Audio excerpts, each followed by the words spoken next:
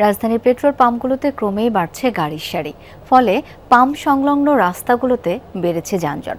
এতে দীর্ঘ সময় বসে থেকে নাভিশ্বাস উঠেছে যাত্রীদের। অন্যদিকে ৪-৫ ঘন্টার অপেক্ষায় সীমাহীন ভোগান্তিতে জ্বালানি সংগ্রহে আসা মানুষ।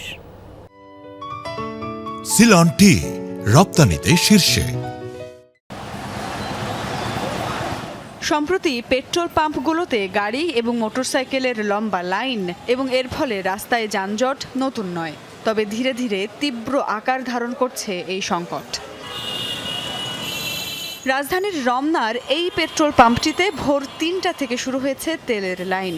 পাম্পের প্রবেশ মুখ থেকে লাইন চলে গেছে শিল্পকলা, ফরেন সার্ভিস একাডেমি এবং প্রেস ক্লাবের সামনে পর্যন্ত। লম্বা এমন লাইনে দাঁড়িয়ে তেল নিতে সময় লাগছে ৪ থেকে ৫ ঘন্টা। এমন পরিস্থিতি রাজধানীর প্রায় প্রতিটি পেট্রোল পাম্পে। প্রেস ক্লাবের সামনে থেকে সিরিয়ালে দাঁড়াইছি, প্রায় ১.৫ থেকে ২ ঘন্টা সময় লাগছে। আমি ৪টা পাম্প ঘুরে পাম্প আসছি, ২.৫ ঘন্টা হয়েছে। মনে হচ্ছে আমরা রিলিফের জন্য দাঁড়াইছি। পুরো রাস্তা ব্লক, যাওয়া যাচ্ছে না। এই আর কি, আসার পরে ১৫০০ টাকার তেল দিচ্ছে। ১৫০০ টাকার তেলে আমার কি হবে? 10টা সাবান লাইন দিয়েছি, এখন বাজে 2টা। গলিটা হলো সরু গলি, তো এই কারণে আমাদের বাইক এবং এক সাইডে প্রাইভেট কারের কারণে পুরো জ্যাম লেগে গেছে। মোটরসাইকেল এবং গাড়ির লম্বা লাইনের কারণে তীব্র যানজটে স্থবির পুরো এলাকা। দীর্ঘ যানজটে বসে অবশেষে পায়ে হেঁটেই গন্তব্যে রওনা দিচ্ছেন অনেকে।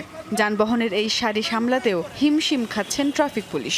আমরা তো সকাল 6:30টায় আসছি আর কি, আসা দেখি গাড়ি সারিবদ্ধ দাঁড়িয়ে আছে, ওই কাকরাইল পর্যন্ত চলে গেছে। তো সবারই একটি কথা, তেল লাগবে, তেল।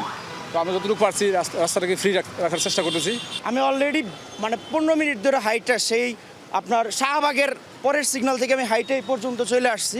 পুরোটা রোড জ্যাম, ওই সিগন্যালে আপনার অ্যাম্বুলেন্স পর্যন্ত আছে। আধা ঘন্টা ধরে আমরা দাঁড়িয়েছিলাম সিগন্যালের ওই পাশটায়, পরে সিএনজি ছেড়ে দিয়ে চলে এসেছি, হেঁটে যাচ্ছি। তেলের সমস্যার জন্য প্রতিটা গাড়ি যেতে পারছে না। তো এই ফিলিং স্টেশনে দেখলাম, ওইদিকে দেখলাম ওই যে আরামবাগের এখানে একটা ফিলিং স্টেশন, ওখানেও সেম অবস্থা।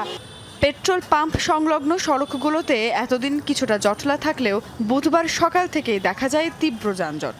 কিছু পেট্রোল পাম্প বন্ধ থাকায় এই সংকট আরও তীব্র আকার ধারণ করছে। দ্রুতই এই সংকট নিরসন হোক, এমন প্রত্যাশা সাধারণ মানুষের। সুমাইয়া ঐশী, যমুনা নিউজ, ঢাকা।